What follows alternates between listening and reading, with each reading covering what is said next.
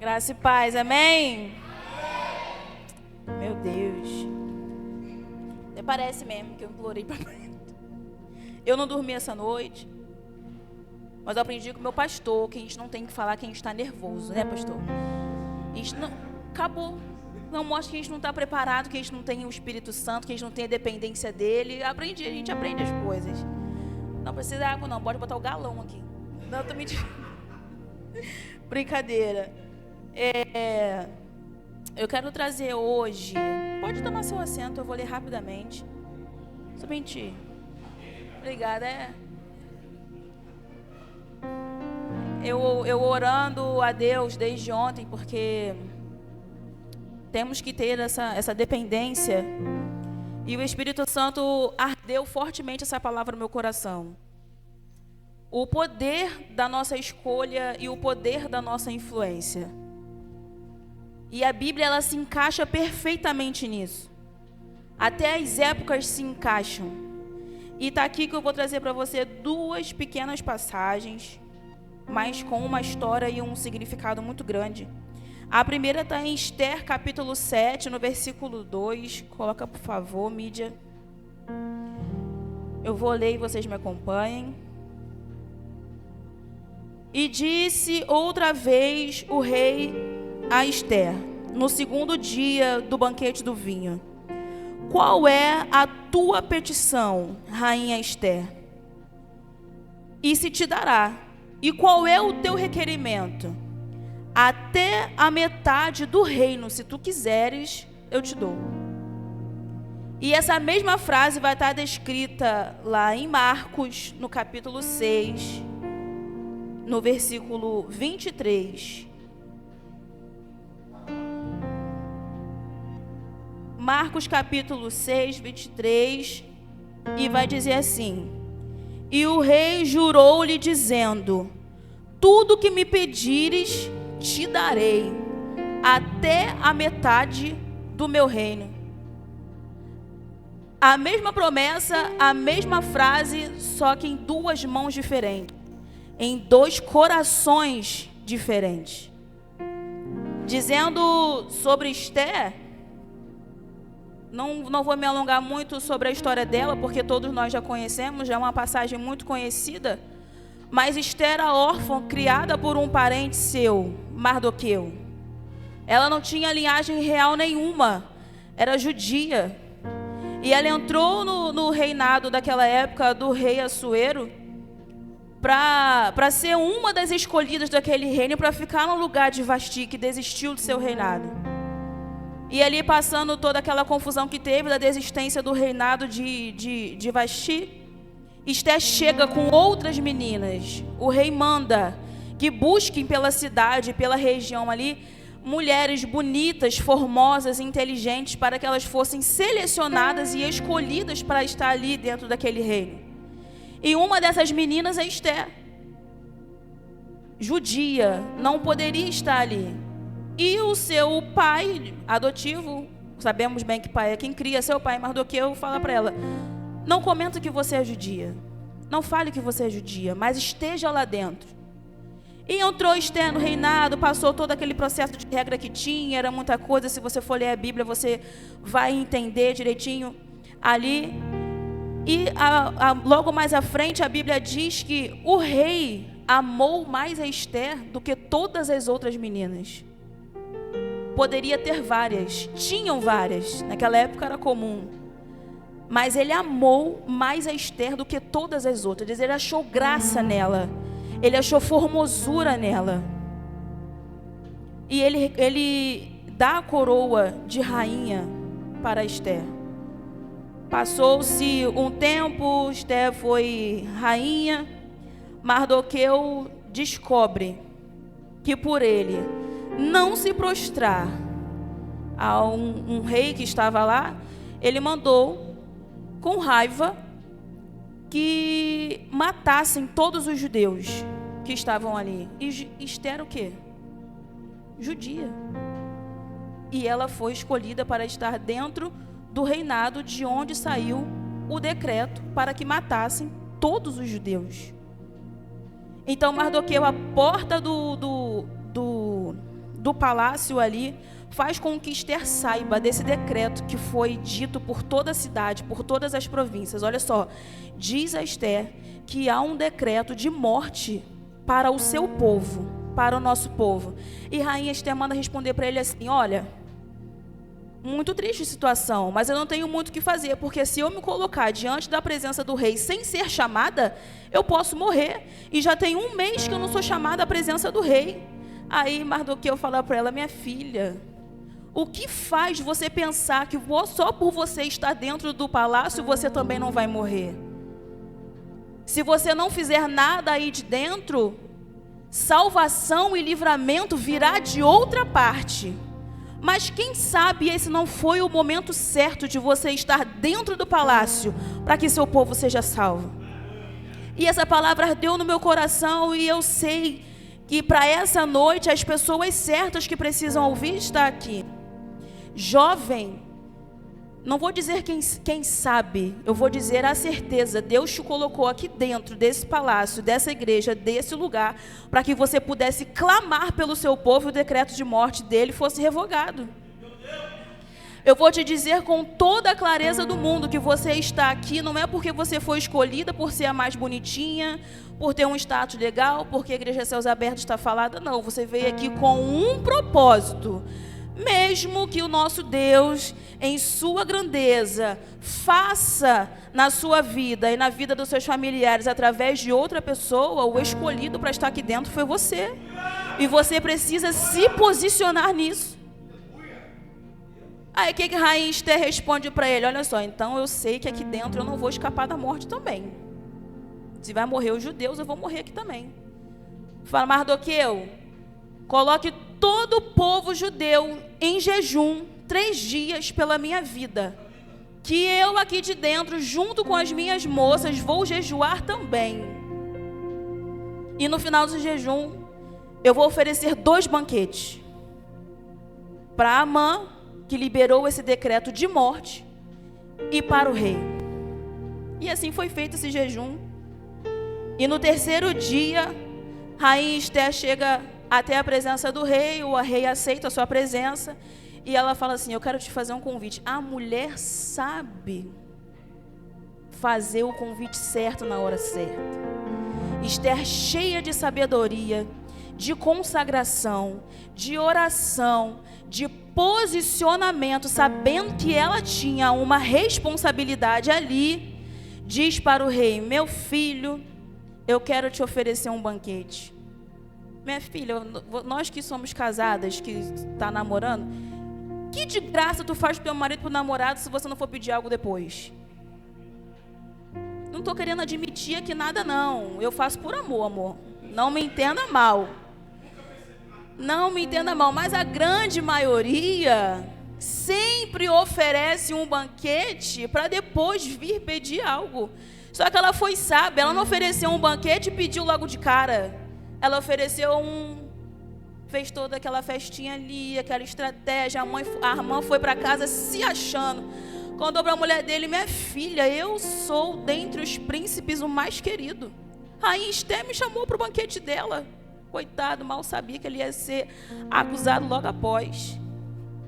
No 2º banquete que ela oferece, a história já muda. Ela oferece o banquete ali e o rei diz para Esther: minha filha, o que tu queres? Como se a gente estivesse dizendo: você não está me oferecendo isso aqui à toa. Alguma petição tu tem. E ele diz para ela: até a metade do reino, se tu me pedires, eu te dou. Vamos finalizar Esther aqui? Vamos lá para Salomé. Marcos, capítulo 6, versículo 23. Salomé, coitada, não sabia, eu acho ali, conjecturando, que ela não sabia nem da existência de João Batista, mas a sua mãe, Herodias, e vou te falar algo aqui: a má influência pode vir daquela pessoa que você mais ama, que está ao teu lado, coladinho contigo. Herodias odiava João Batista e ela tinha o desejo de matá-lo. Por quê? Porque nós sabemos que João Batista, que era o anunciador da vinda do Messias, da passagem do Messias, por muitas vezes, ele tinha as palavras pesadas nas suas pregações. João Batista não era qualquer pessoa. João Batista foi prometido à sua mãe desde o ventre pelo mesmo anjo que foi prometido Jesus para Maria. João Batista já era cheio do Espírito Santo desde o ventre, porque quando Maria chega na casa de Isabel para anunciar que está grávida de Jesus, Isabel já disse: bendita é tu entre as mulheres, porque meu menino mexeu quando você chegou. Bendita és tu que está gerando o nosso Salvador. João Batista não era qualquer um. Só que João Batista acusava o pecado incestuoso de Herodias com seu marido Herodes. Herodias simplesmente casou com seu cunhado, porque o seu cunhado tinha um status maior do que seu marido, Filipe. Ela fez com que ele divorciasse da esposa, ela divorciou do marido dela e casou com seu cunhado, para que ela fosse a rainha, a maioral. E João Batista pregava: olha só, é errado o que você está fazendo. Esse pecado é errado. E dizia para o rei: olha só, é ilícito que você esteja casado com Herodias. Só que ele não disse isso só para o rei. Ele dizia isso publicamente para todo mundo: olha só, aquele rei ali não está valendo muita coisa não. Ele tem um pecado incestuoso com a mulher dele. Aí o que o rei fez? Mandou prender João Batista. Só que o rei também sabia quem era João Batista. Ele sabia que João Batista era profeta. E ele gostava de ouvir João Batista. Ele ia lá no cárcere mesmo para ouvir o que João Batista tinha a dizer, as experiências de João Batista, mesmo mantendo ele preso ali. Ele só não queria que João Batista ficasse solto, falando por aí do pecado dele.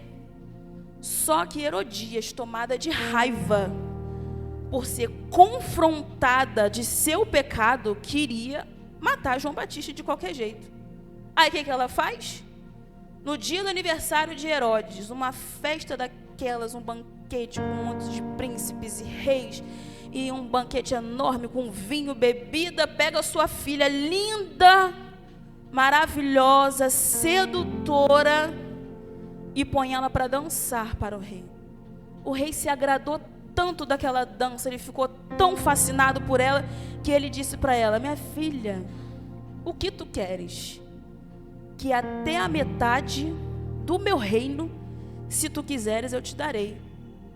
Salomé, inocente, totalmente inocente, ela sai da presença do rei e vai perguntar para a mãe dela: mãe, o que eu vou pedir? Eu fico imaginando que era uma jovem nova, bonita, sem maldade alguma, que estava ali totalmente influenciada pela mãe dela, pelo ódio da mãe dela, pela raiva da mãe dela. E a mãe dela responde para ela assim: você pede a cabeça de João Batista e traga para mim. E ela pediu. E o rei ficou triste. A Bíblia diz que o rei ficou triste de ter que mandar matar João Batista, porque ele gostava de João Batista e ele sabia que ia dar um ruim danado ele mandar matar o profeta, mas ele não poderia revogar o que ele tinha dito. Então ele manda decapitar João Batista e dá para ela, ela dá de presente para a mãe. O que eu quero te dizer com essa palavra? Esther também ouviu a mesma coisa. O que você quer que eu te darei? Esther prontamente chega para o rei Assuero e diz assim: olha, humildemente, sem acusar ninguém, sem colocar culpa em ninguém, eu quero te pedir pela vida do meu povo, que você revogue a sentença de morte que foi decretada para o meu povo. E o rei fez saber: mas quem que decretou morte para o seu povo? Teu braço direito, Amã. Olha, mas o cara ficou possesso, ficou bolado, falou assim: ó, esse decreto de morte está desfeito, teu povo viverá, e Amã será envergonhado publicamente. Por outro lado, o pedido, que a menina poderia ter pedido tudo, até a metade do reino que pudesse ser dado. Ela podia pedir joia, ela podia pedir um casamento, ela podia pedir uma parte do palácio, ela podia pedir bens, terras. Ela foi influenciada por sua mãe e o poder de escolha dela usado totalmente para o mal. O que você quer? Eu quero a cabeça de João Batista. Você está entendendo o peso dessa palavra? Que quando você está aqui, que você ora por algo, e Jesus fala, o que tu queres? O que você quer que seja feito a você? E você tem a opção de você pedir a vida, e você tem a opção de pedir a morte? A influência que você carrega, de quem você ouve, de quem você anda. Porque Esther, após pedir que revogasse o decreto de morte para o seu povo, ela foi conhecida como heroína. E essa criação vem desde Mardoqueu, que era judia, e criou ela com toda a educação, com toda a atenção, e ela sabia que ela tinha a missão e um propósito. Do outro lado, a mesma influência, só que usada para o mal, fez com que Salomé, até inocente, fosse conhecida historicamente como assassina de um profeta. Qual é o teu posicionamento? Você sabia que a influência que você anda, as vozes que você dá atenção, quem está à sua volta, pode fazer você ser reconhecida por décadas por algo que você não teve nem culpa? Ou você pode ser reconhecido por aquele não. Ele estava aqui dentro da igreja, mas ele se posicionou e tua família foi salva. O peso que está sobre você. Quando eu paro para conversar com alguns amigos sobre a liderança que nós estamos tendo aqui dos jovens, eu costumo dizer para eles, os nossos jovens são todos, tirando os filhos do pastor, são todos novos convertidos. Todos eles estão tendo a primeira vez o contato com o Evangelho e com Jesus. E sabendo biblicamente que nós cristãos temos a nossa fase de criança, de adolescente, de jovens, e depois vem a separação dos meninos e dos homens. Nós sabemos essa fase, vocês não estão mais na fase de crianças. Todos nós não estamos mais na fase de crianças, de ter que ensinar a Bíblia para vocês do beabá, não. Essa parte já foi feita aí, muito tempo atrás, quando nós nos conhecemos. Agora vocês chegaram na fase de se posicionar por algo. E eu quero deixar claro aqui para você o peso que tem o seu posicionamento, porque se você não se posicionar para trazer vida, você vai ser posicionado por alguém e pode ser reconhecida por algo irreparável, que às vezes você não teve nem culpa, você só foi levado. Eu já trouxe essa mensagem aqui na Noite Pink, nós já conversamos sobre isso na Noite Pink, o poder da influência. E depois que nós conversamos sobre isso, as meninas tiveram uma mudança de comportamento, de mentalidade muito grande. Você vê que cada semana tem um jovem aqui, toda a rede tem um jovem. Quem te trouxe? Foi fulano. Quem te trouxe? Foi fulana. Porque ela entendeu que o posicionamento dela de influência é para trazer vida. Vocês não estão mais na fase, todos nós não estamos mais na fase de ser influenciados por ninguém. Porque o nosso posicionamento de influência, ele pode trazer vida. Foi para isso que nós fomos chamados, mas também ele pode trazer morte, e morte irreparável. Em João capítulo 15, vai dizer, Jesus fala, eu sou a videira verdadeira, e vós sois os ramos. Se for necessário ele te dar um cortezinho para que você possa frutificar, ele vai fazer. Qual é o corte? A poda que é confortável, que não dói. Mas não é para te cortar para você morrer, é para cortar você para você frutificar. E logo mais à frente ele vai dizer, não foi você que me escolheu, foi eu que escolhi a vós, para que vocês vão e dê frutos. para que vocês vão e amem ao próximo, para que vocês vão e dê crescimento. E Jesus está dizendo: eu sou a videira verdadeira, eu sou a nutrição espiritual que você precisa. Posicionados disso, eu torno a dizer e finalizo aqui. Eu disse que a palavra seria rápida. Eu torno a dizer aqui, o teu posicionamento de influência foi chamado por Deus para trazer vida. Mas se você der ouvido às vozes que te rodeiam, às influências que estão à sua volta, mesmo que seja daquela pessoa que você ama, que você mais confia, o Daniel disse aqui logo no início do culto, para você ter discernimento, o que nós precisamos orar é por sabedoria e discernimento, você pode cometer algo irreparável. Então que nessa noite você reflita nessa palavra. Se você vai se posicionar como uma rainha colocada dentro de um palácio no momento certo, para que ela pudesse revogar o decreto de morte pelo seu povo, ou se você vai ser uma rainha que foi colocada culposamente num lugar errado para pedir a morte de alguém. Ela poderia se arrepender ali de ter matado João Batista. Meu Deus, eu matei uma pessoa que eu nem conhecia, coloca a cabeça dele no lugar para ele reviver de novo. Ela poderia fazer isso? É irreparável. A morte do profeta foi irreparável e não era qualquer profeta. E as consequências vieram. E as consequências para a rainha Esther, que decidiu se posicionar para a salvação, também vieram. Cuidado com quem você ouve, com o que você planta, com o que você pede, com quem você ouve, com quem você anda.